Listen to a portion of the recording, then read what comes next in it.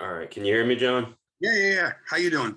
Hey, I'm great. Hey, I really appreciate you taking the time to do this. Really. Thank you so Oh, much. no worries. I got coffee and my vape. I'm ready to rock. All right, right on. I got some green tea here, so let's do it. All right. All right. So, welcome to Sonic Dorms. My name is Max, of course. On today's show, I have singer-songwriter and overall rock and roll gunslinger John Corabi. Welcome to the show, John. Really How you doing, appreciate buddy? you. Yeah, I appreciate you taking the time to do this. Really, we're about to head into our my 1 year anniversary doing this show, and it really is a passion project of mine, inviting artists from all over the world to passionately discuss what they do best and their love for music overall. So, thank you, really. No worries. Thanks for having me. Absolutely, you have your latest single. It's causing quite a stir, just because I think people are surprised by not only how well written it is, but it is kind of a departure for you. Cosi Bella, which is translated to so beautiful Italian. Am I correct? Yeah. Yeah, It, that song in particular really, I mean, it's kind of, you're right. I've read some articles. It is sort of like your take on, it's very Penny Lane, Beatles influence, right? yeah. I think we're inspired by a lot of different, you know what I mean? And the funny thing is, like, the response to the song has been great, but overall, everybody says the same thing. Wow, it's not really what I would have expected from you.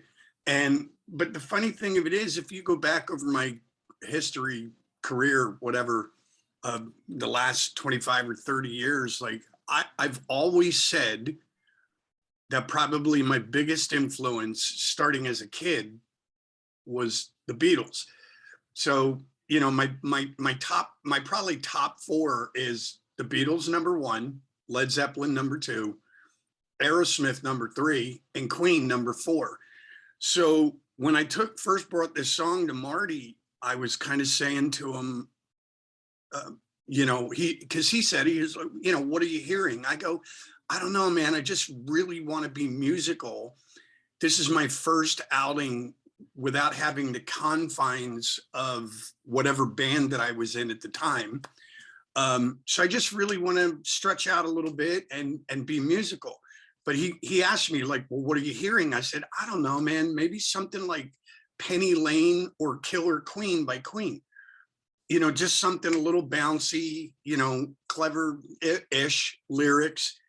And he immediately got it.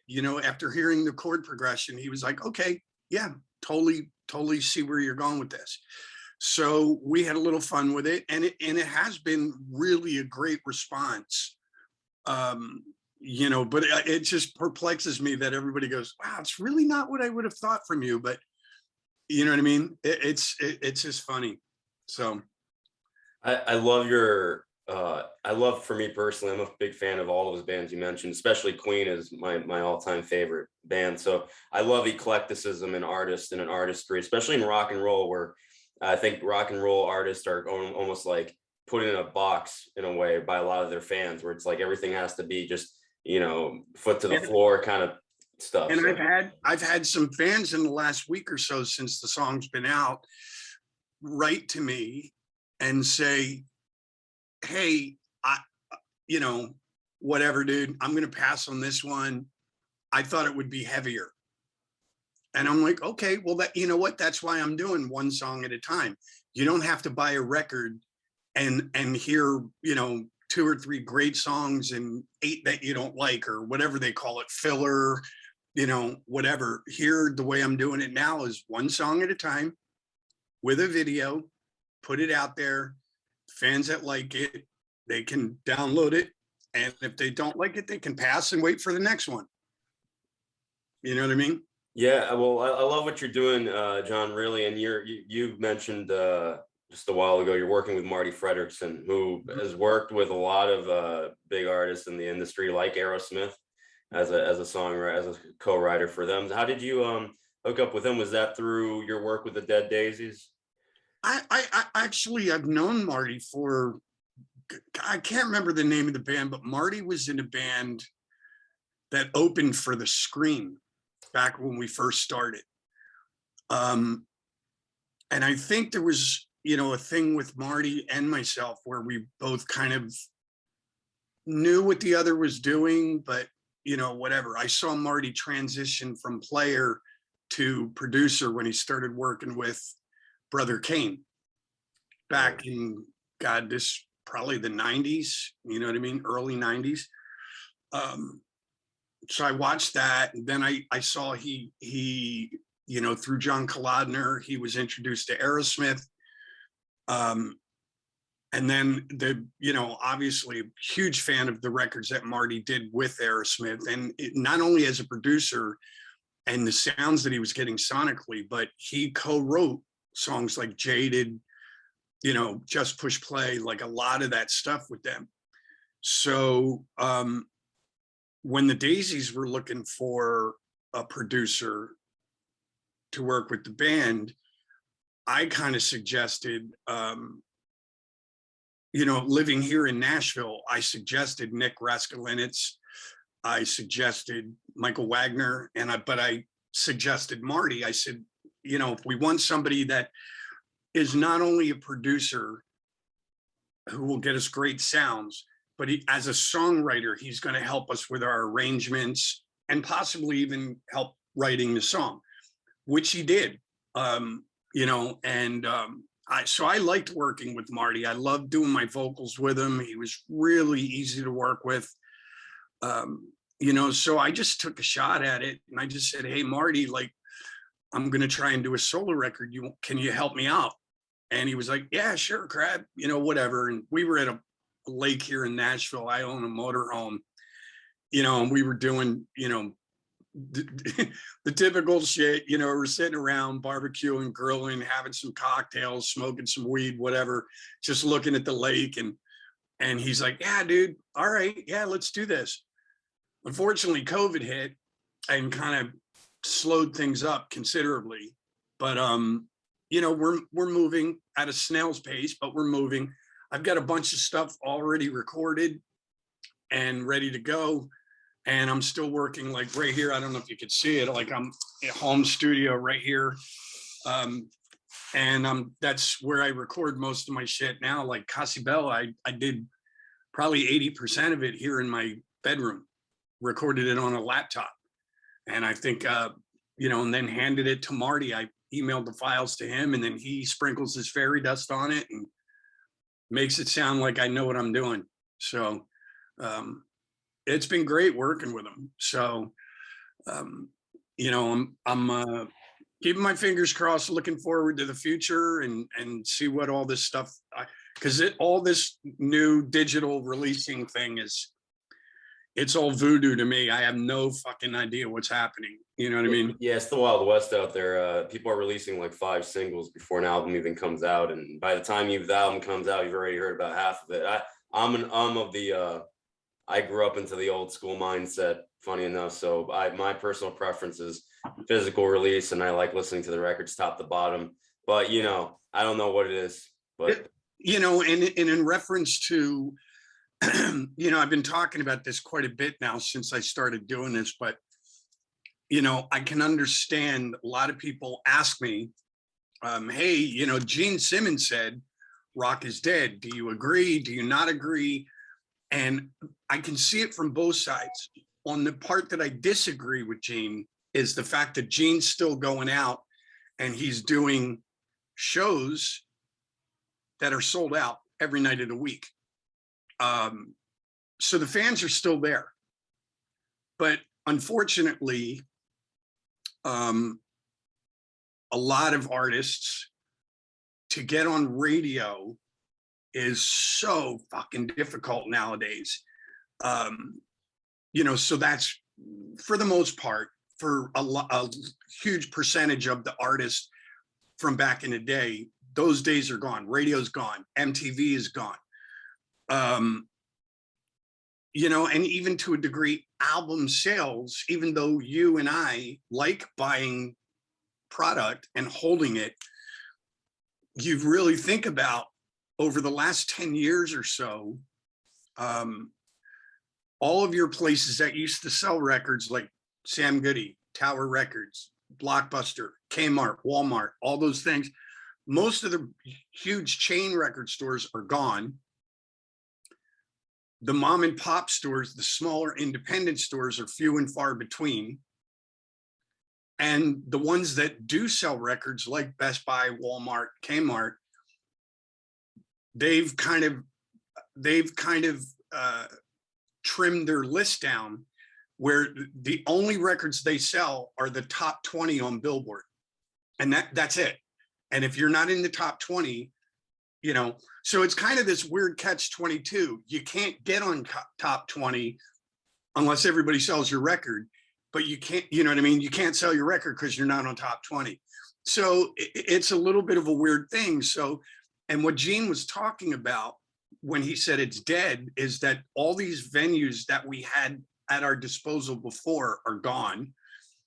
And now what's come about is the digital releasing.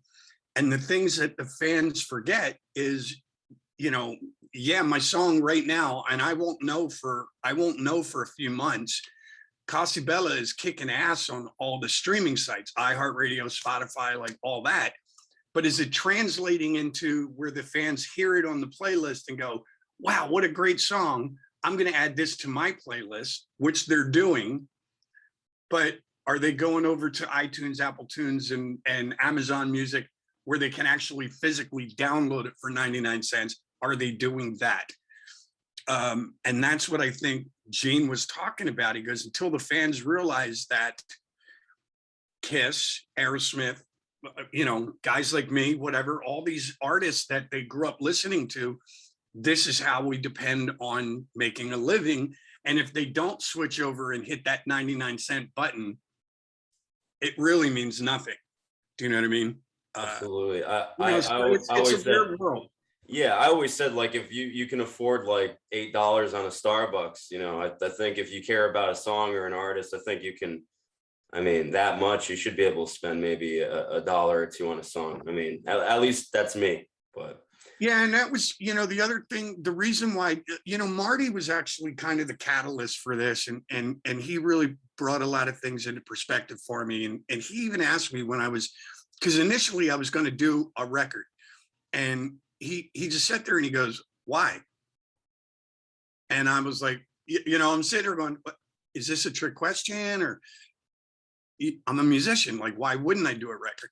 But then he broke it all down for me. And then I talked to my manager about it. And he said, no, yeah, he's right. You know what I mean? There's, you know, and then when you sit there and you look at bands like, you know, Kiss or Aerosmith that have just kind of threw their hands up and said, you know, what's the point? Why do new music?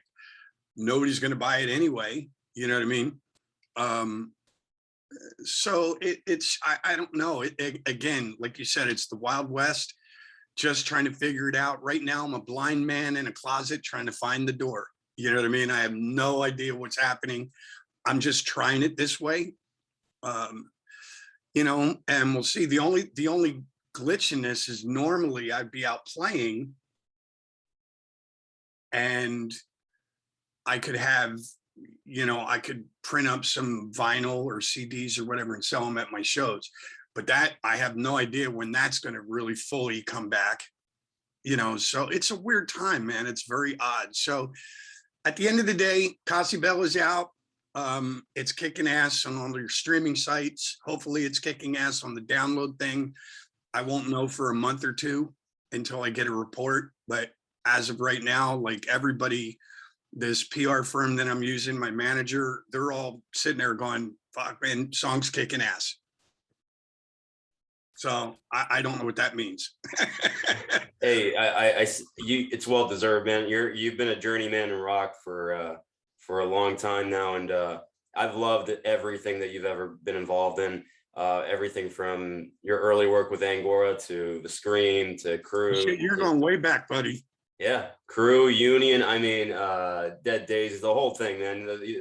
You run. To me, you in another life, you're like regarded as like one of the all-time greats, right up there with a Steven Tyler. Because to me, you are, man. You are that. Your songwriting credibility, your vocal chops are phenomenal.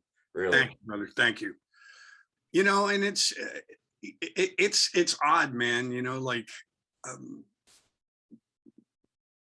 I've done a lot of crazy things, you know, different bands. It's just the cards that I was dealt. You know, I mean, who knew when I was in the Scream that my phone would ring and I'd get an invitation to join, at the time, one of the biggest bands in the world.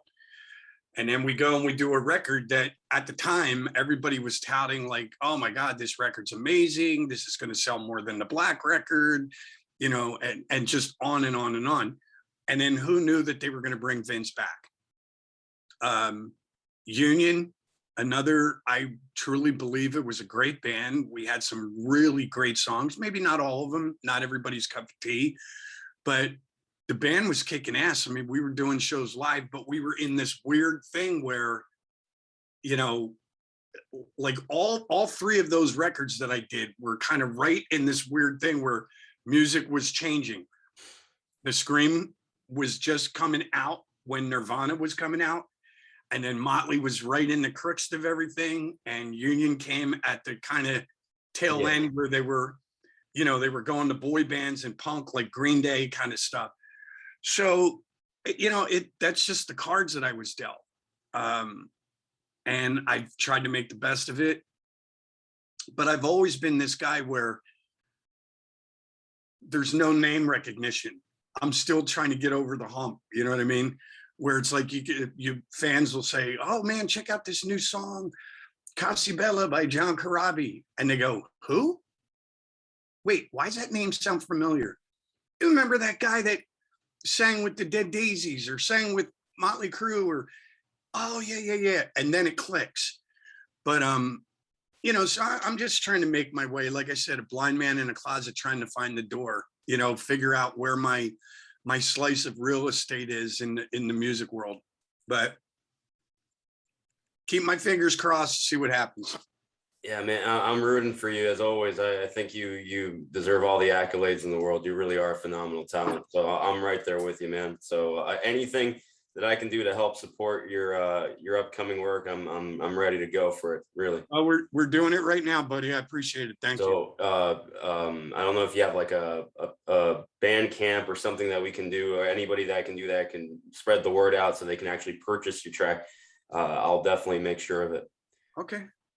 Well, it's in all the, I don't, you know, again, like I uploaded this song through a digital distribution thing called DistroKid, and they've got a list of all digital outlets that they supply to. So,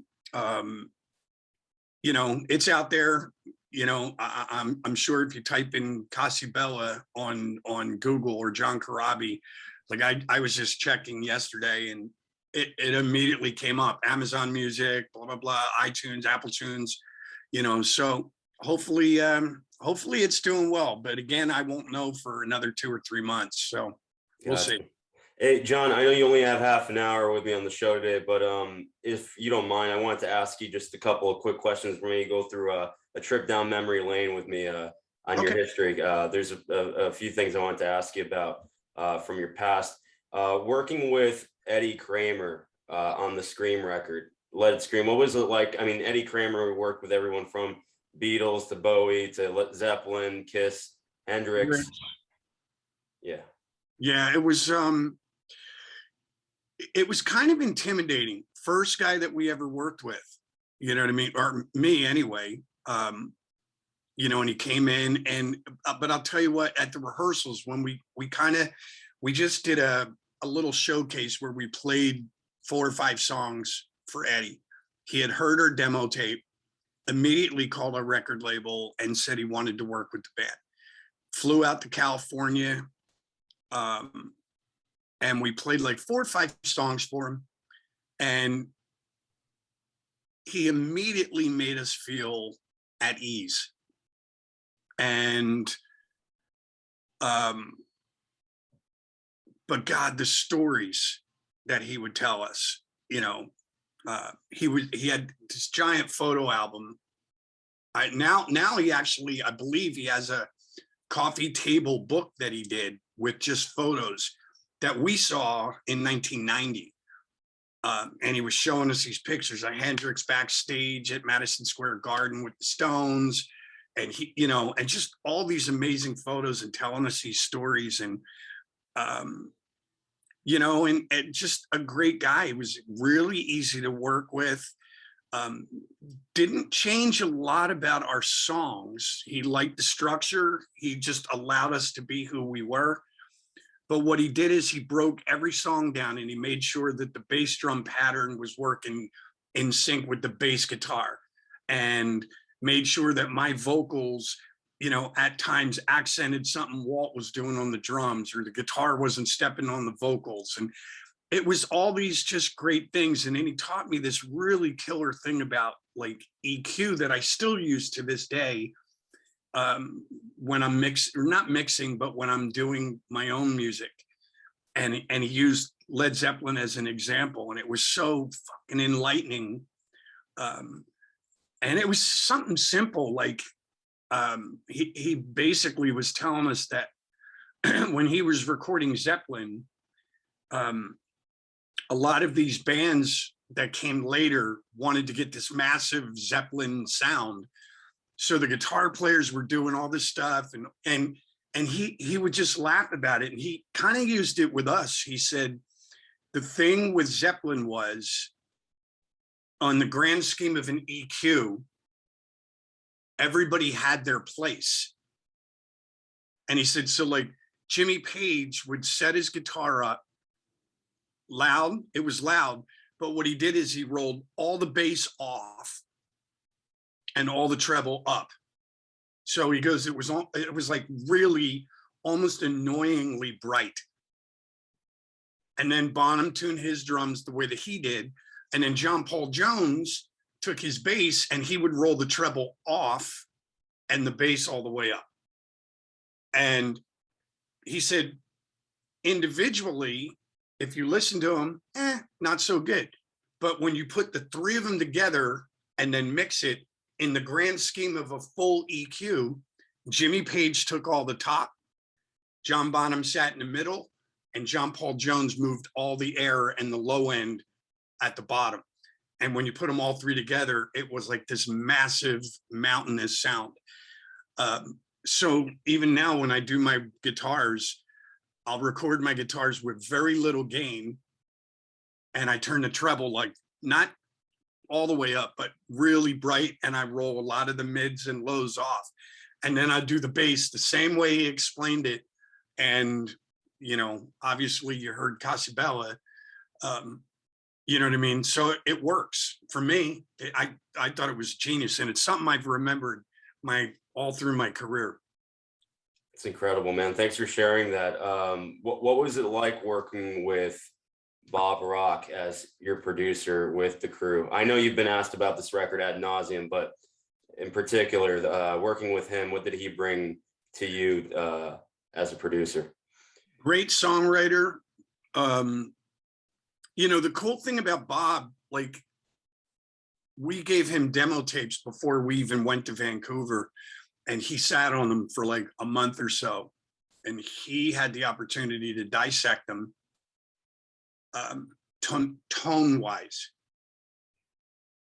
Now we started playing around with the songs. We set up shop. A lot of these songs, we deconstructed them and then reassembled them. In some spots, Bob was like, love the intro, love the verse, chorus isn't strong enough, or love the chorus, the verse is So we would take them apart and rework them again. Once we started recording them though, and doing like guitar overdubs and things like that, Bob already had a preconceived notion. Like, he had sat with everything and he would like make notes. So he knew, like, when we were doing like my guitar tracks, for example, he would say, okay, Crab, what we're going to do is I want to use the Soldano 100-watt SLO, but I want you to roll the gain off there. But we're also going to A/B it with this amp over here. And I want you to put all the gain up there. And he just had all these things. And I was kind of like, oh, okay, that's kind of odd or whatever. And when I heard it back, I'm like, holy shit, this guitar sounds fucking huge.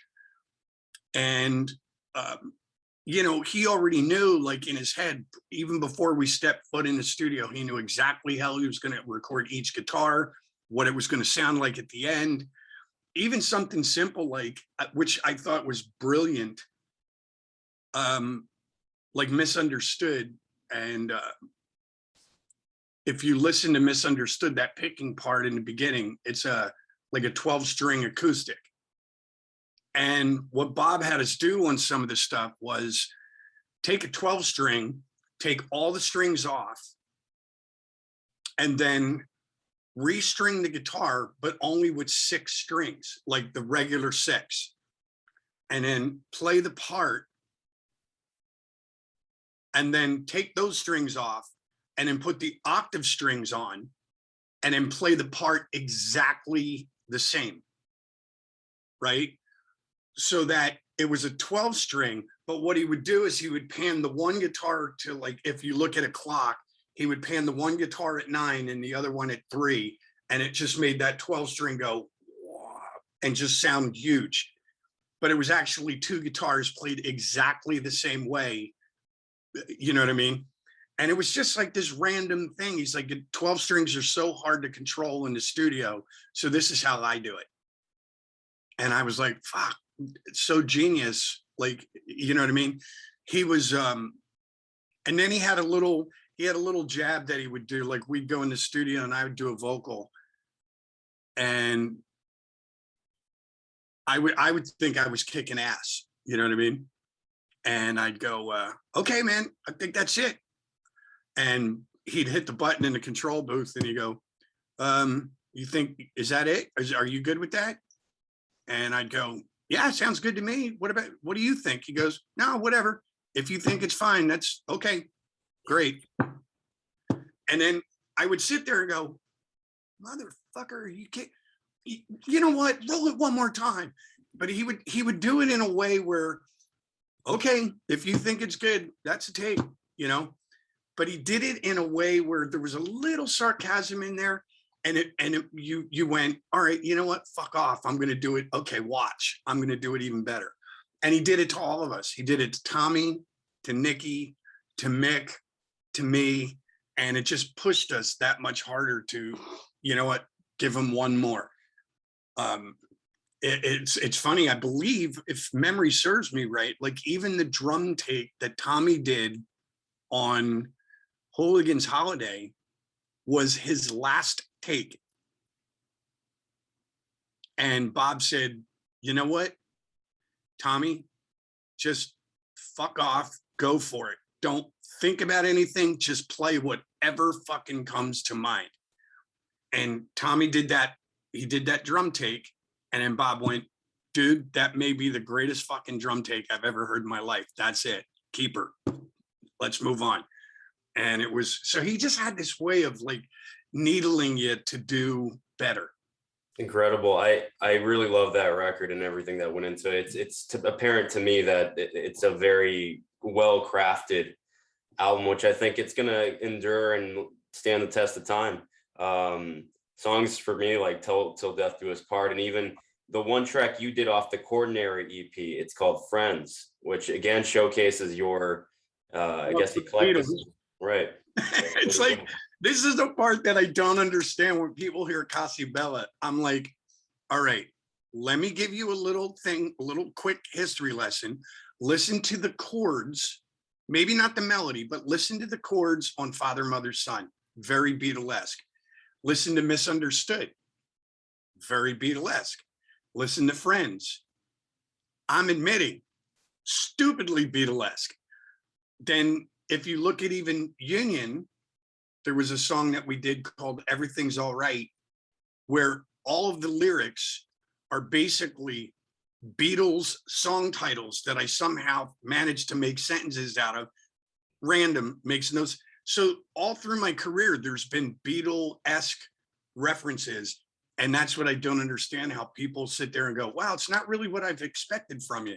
I've done a lot of things in my past that just went, hey, I love the Beatles, check this out. Do you know what I mean? So that's the part that's confusing to me. Hey man, well, I think they haven't heard the whole spectrum, I guess, of your catalog, or they aren't as familiar with it. But yeah, I mean, they should check it out. Really, I think you're an incredible talent. And John, I'm sorry that we have to cut this short, but Hold on a minute, buddy, because I think, let me check.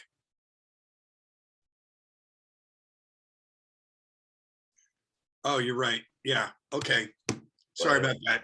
it's all good, man. I really appreciate your time, and Oh, wait, hopefully wait. I'm lying. Sonic Dorms. No, we got you're good. we're good. My I'm not next gonna one get is cut off. my next one is until 1 o'clock. All right, cool. I don't want to. I hope this doesn't cut off. If it No, does, you're good. maybe we can get back in somehow. I set it for 1:35, so I don't know if it's gonna run out or something. But All right. I really appreciate it, John. Thank you but all right, we'll keep this going for a little bit more then, I guess.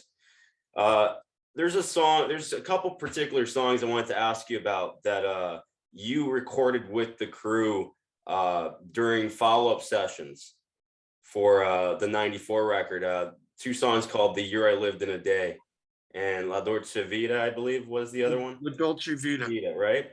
Uh, Mm. I haven't heard, obviously those songs have never been heard by anyone besides yourselves during that time. Is there anything that you can recall in particular? I remember reading how they were really aggressive sounding rock and roll oriented songs, but No, I haven't heard enough about them. it's La Dolce Vita was more of a,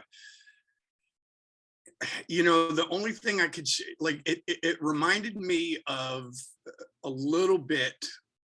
It had elements of like No Quarter by Zeppelin meets something from, I know this is random, like Pink Floyd Dark Side of the Moon. So it was a very moody kind of track that it wasn't that it was heavy. It was, when you say heavy, heavy could, there's a lot of different connotations to the word heavy. Heavy, what like we were saying, it was like there was moody, it would get really low and just kind of vibey, and then it would come up, and then there was a little bit of a riff, and then it would go way back down again, and it was just like 6 or 7 minutes of this epic kind of idea.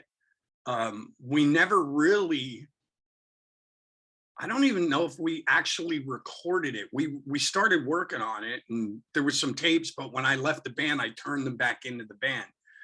The other one, The Year I Lived Today, was something that we actually recorded or started recording, and we had a vibe for it. And when I say heavy, it was like, in some ways, there was a riff in it that I thought was awesome, that was reminiscent of Till Death Do Us Part.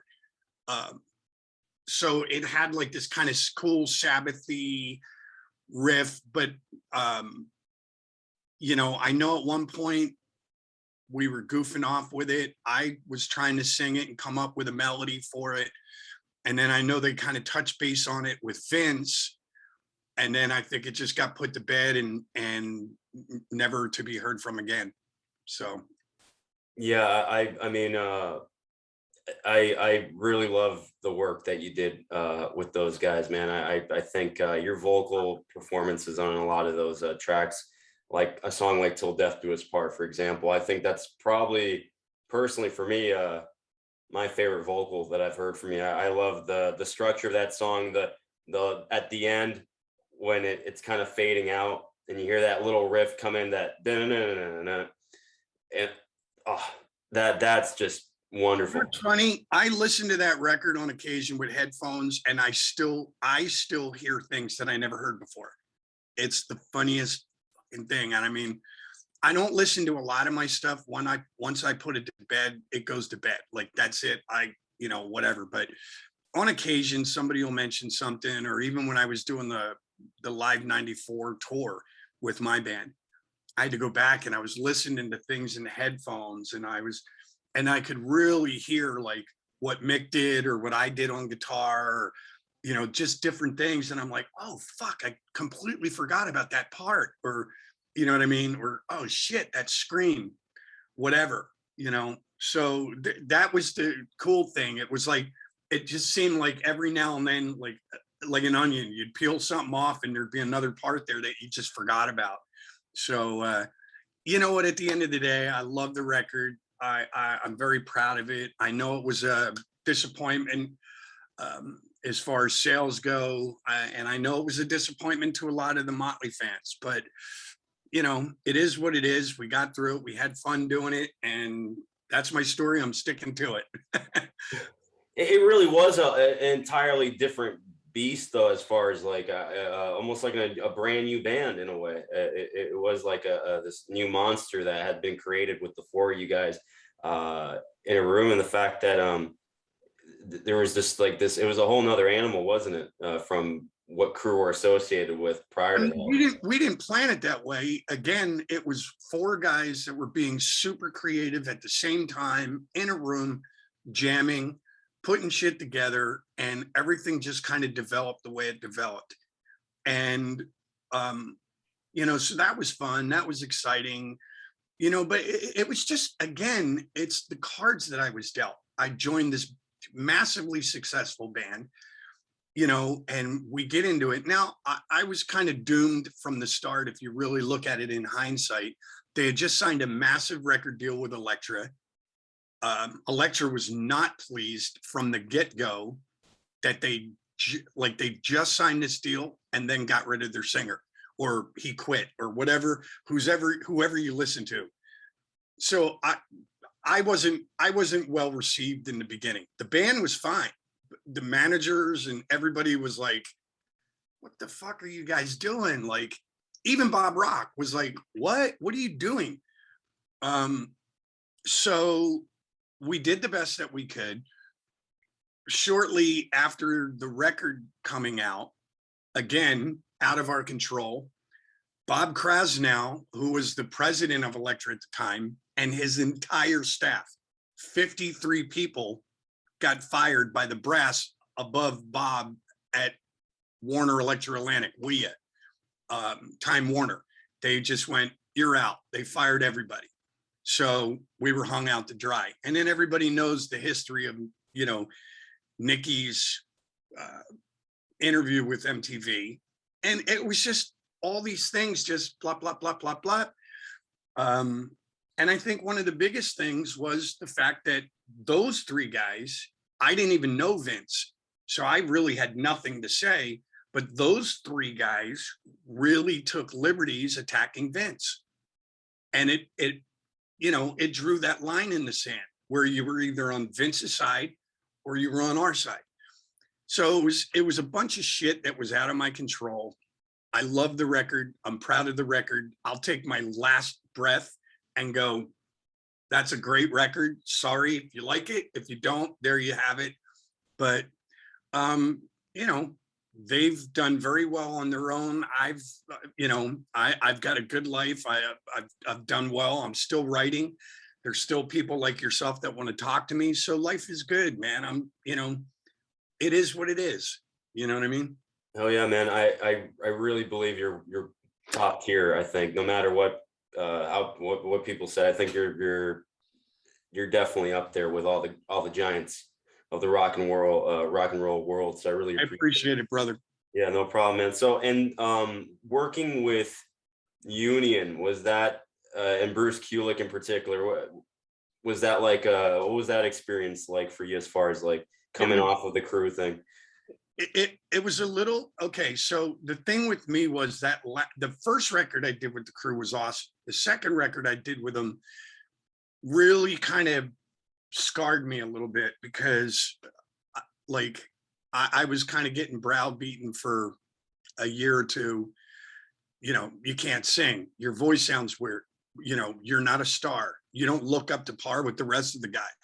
So when I first did the Union thing, I wasn't even thinking of myself as a singer. I was like, I'll just play guitar, rhythm guitar, and co-write these songs with Bruce. To Bruce's credit, he was the one that pulled me aside and he goes, Crab, get your head out of your ass. You're a great fucking singer. You're going to fucking sing on this record. And I was like, you know, kicking and screaming the whole way, but I went, all right, cool. Um, so, but working with Bruce was easy because we were both going through the exact same things at the exact same time. Both of us lost our gigs. Both of us lost the girls that we were with. And both of us were like, we were both being considered the old bulls that should be put out to pasture. And so we just got together and we would, we'd sit and we'd talk about what his, chick had done to him at that, that day, and what mine did to me that day. And this is what I'm going through with Mötley, and this is what I'm going through with Kiss. And we just wrote everything down, and we just, we put our anger, our happiness, our sadness, and we just poured it into these songs. And we just moved with it. So it was very easy writing with him. And it still is. I love Bruce. We're like brothers. I'm oil, he's water. And, sometimes we mix and we make a great salad dressing, and other times we're completely separated. But I love the guy to death. He's an incredible guitar player, great songwriter, very underrated guitar player, I might add. And, we have nothing but mad love and respect for each other. So even when I did this song, I posted the video on one of my social pages. Bruce is one of the first to go, "Fuck Crab, great tune, great job." You know what I mean? So we're always aware of what the other's doing, and we have, like I said, a lot of respect for each other. Yeah, I'm a huge fan of the second record you did with Union, the Blue Room, which has a song on it in particular called "Dead." I really always have loved that track. That's a phenomenal song. And that was kind of, in so many words, there was, that was an indirect fuck you to a lot of those people that had written Bruce off, had written me off. There was some people who I will remain nameless that were not being very kind to me or Bruce in the press. They were taking pot shots at us, and it still continues to this day. And I was just like, you know what? You don't like the fucking, I can give a shit. You know what? You think you're intelligent and you just keep running your mouth. You know what? You mean nothing to me. And that was it. You mean, your opinion and your viewpoints mean zero to me. I'm just doing what I do. And if you don't like it, that's why Baskin Robbins makes 32 flavors. Pick another flavor, pick another channel, change the station on the radio. I ain't moving. So. That's great, man. I have to ask you, there were a couple of songs, and again, I'm sure you've been asked about this a lot, but there were a couple of songs that you had worked on with Mick Mars. He's been working on a solo record probably for about 4 or 5 years now, at the very least. I believe it was like "Shake the Cage," and there was another one. Give Me Blood. Give Me Blood, yeah. They sound phenomenal, but they were never released. Are those songs ever going to come out in any way, or are you aware of that? Those works? Or? Again, Mick asked me to sing a couple tracks for him. I did it. And I told him, if there's a way that we could work our schedules out and do more in the future, I'd love to do it. But unfortunately, his schedule, my schedule didn't permit. So I did those tracks. I went on tour with the Dead Daisies. And, at this point, you're kind of, I don't mean this to sound whatever, but you're asking the wrong guy. I don't know what he's going to do. I don't know if he redid those songs. I don't know if he's going to use them. I couldn't tell you. All I know is I did them. We took some photos in the studio together, listening by the board, and they made their rounds, and everybody got excited about, Mick and John working together. It was great seeing them. I still talk to Mick on a regular basis, but I really, truly have no idea what he's going to do with those two songs. Couldn't tell you. Oh man, yeah. I mean, we only got snippets of both those tracks, but I remember that was probably about 5 years ago now, and just being amazed. They sounded incredible. So, but I think you guys have incredible chemistry. The I two. love Mick. I think Mick again is, he's an underrated guitar player. Um, and it's really weird. I was just thinking about this yesterday. Some of the guitar players that I played with, it's just fucking mind-boggling. Bruce Bouillet in the Scream, Bruce Kulick in Union, Mick Mars, Mötley Crüe, Richard Fortus and Doug Aldridge in the Dead Daisies. You know what I mean? I've been really fucking blessed to be around, and even the two guys that I have in my solo band, Phil Schaus and Jeremy Asbrock, are fucking great guitar players. So I've been very blessed to be able to record and work with some of the guys that I've worked with. It's pretty awesome. I got intimidated, because I did all the guitar solos on Cosi Bella, and I played it for Phil and Jeremy, and I was like, hey, check this out. Like, what do you think? And I sent it to Richard Fortus and Doug Aldridge, and I think Mick heard it, and they were all like, hey, dude, fuck, great job. You know what I mean? I'm like, yes. Okay, cool. I got the stamp of approval from, and then Bruce Kulick as well. They're all like, great job on the guitar solos. So I felt pretty proud. That was my self-indulging proud moment. But it's the guitar players that I've played with are all brilliant. You know what I mean? All amazing guitar players. So I've been very blessed in that category. Yeah, I mean, what a compliment, right? From all those guys. Like, and I agree. The solo on that is top notch. So it took me a while, but I eventually nailed it. So it was definitely accomplishment on my part. So, John, just to go back to what we were talking about at the beginning of our conversation, and the way the music industry, whatever's left of it, is set up nowadays, and how difficult it is to get on radio and all these platforms and to be heard. Is there a particular rock artist or heavy rock artist for you in particular that to you is keeping rock and roll alive and well? I mean, you know what, dude, I love so much shit. I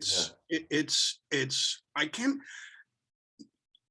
I respect anybody that can go out and do their thing. You know what I mean? And have some success. Because to be honest with you, I mean, as much as we're talking right here about the Mötley thing, I mean, if you really look at it, if I can be truthful, if you really look at my career, I haven't achieved it yet. I really haven't had that Dr. Feelgood or that Walk This Way or that Brown Sugar. Like, I haven't had one of those songs. I haven't had of Jaded. You know what I mean? So it's evaded me from my entire career.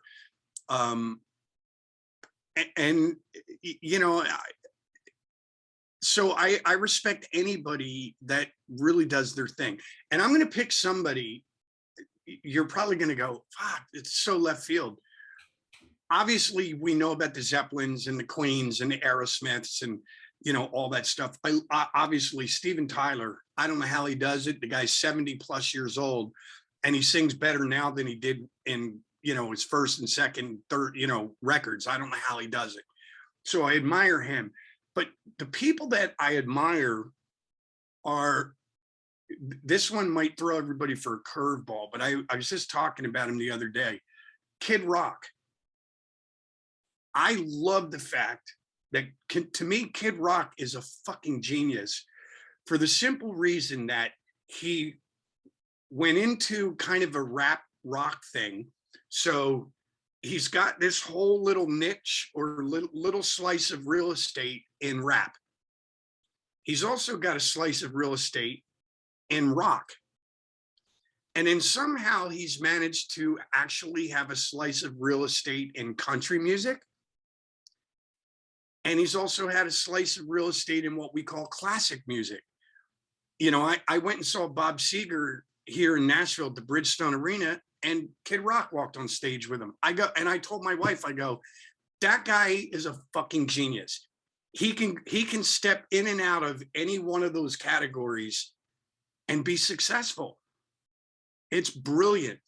It really, truly is brilliant. Prince was another one. He could do R&B, he could do rock, he could do, rap, whatever. He just, so that I look at guys like that and I just really respect the fact that they have figured out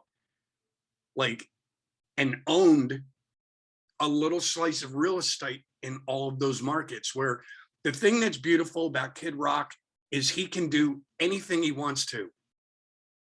If he did a country song tomorrow, nobody would be surprised.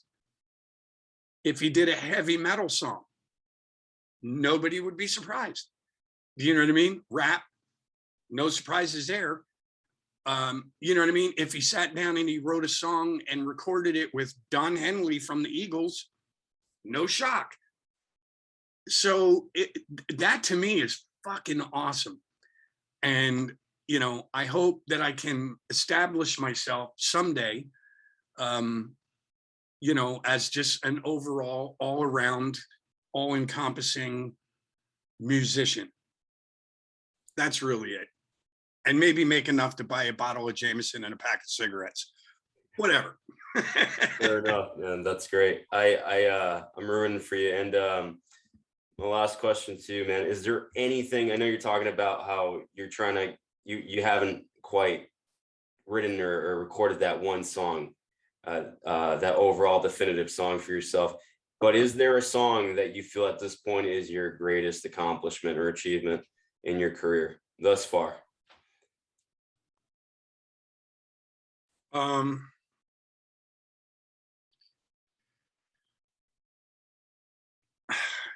It's hard to pinpoint one song. Yeah. I think just as far as maybe stepping out of the box, any box that I was in, because everybody goes, well, it doesn't sound like the Scream, doesn't sound like Mötley, doesn't sound like Union, doesn't sound like the Dead Daisies. This Cosibella is a complete maybe departure from anything I've done before. But I really have a lot of songs that I love. The song that I did a few years back, acoustic song, Crash. Mm-hmm. I love If I Had a Dime, that I wrote with this friend of mine, Dan Carcos. I love Father, Mother, Son. Misunderstood, I think was, just a beautifully epic song with the string. I mean, we had a 53-piece orchestra in the studio with us. So, you know what I mean? So there's so many different ones along the way that I just sit there and I go, wow, that, I kind of tapped into something there. And I think I'm still doing it. Like I still, and I think everybody does it, like, fuck, what do you got to do to get over that hump? You know what I mean? Like I haven't, and I just read an interview with Ozzy Osbourne, when he did his last record. And he even said, he goes, I still haven't written my Sgt. Pepper's record. You know what I mean? So yeah. I think everybody's always striving to do, whatever your thing is, whether it's, the Sgt. Pepper's record or Zeppelin 4 or Physical Graffiti, if it's Aerosmith Rocks, if it's Queen Night at the Opera, you've always got that one thing where you're like, all right, I gotta fucking, whether it's musically, sales wise, whatever, I gotta top this record. And, I've got quite a few of those that are landmark records for me that I would love at someday. If somebody looks back at my musical catalog, they sit there and they go, fuck, you know what? This was his crowning achievement. And I don't think I've done it yet. Hey, well, I'm looking forward to it. And I really hope you make an entire album. I know things are way different than they ever were. No, it's coming. Honestly, dude, I was saying earlier, like most of your bands over the last 10 years, the ones that I've done, again, you're not going to see a lot of John Corabi records in a Walmart, Kmart, even in some mom and pop stores. They're just not there. So over the last 10 years, the records that I have sold, I've sold through johncorabi.com or ratpack.com. I'm not with Rat Pack anymore, but so I sold them through a website, Amazon, or at shows. Same with the Dead Daisies. Majority of the records sold were sold pre-orders through Amazon or the deaddaisies.com. And then we sold a shit ton of them at the shows. So I'm eventually gone. All these songs will be on vinyl and CDs. It's just I'm kind of taking my time and figuring out, the whole scene, the whole scenario, and figuring out how to do it cost effectively to me and cost effectively to the fans. But I will eventually have vinyl and CDs for sale, but I'm just taking my time before I jump into it. All right, wonderful. Hey, John, thanks again for taking this time to come on the show with me and give this show a chance. This is a passion project of mine, and this was a big deal for me. So I really appreciate you coming on, really. And you always have a platform here. I say that humbly here on Sonic Dorms, and love to have you back on someday when you have something new to release. Awesome, brother. Well, I'll keep your phone number, and I'm sure with the future releases that I do, Doug and New Ocean's going to be reaching out, to a lot of you guys again. So, but I've got your number and I'll save it. And next time I have a scoop, I'll give you a buzz. Appreciate it, man. You don't mind if I save yours, with all due respect? Yeah, no, it's all good. All right, John. Thank you so much, man. Take care. Awesome, brother. Thank you.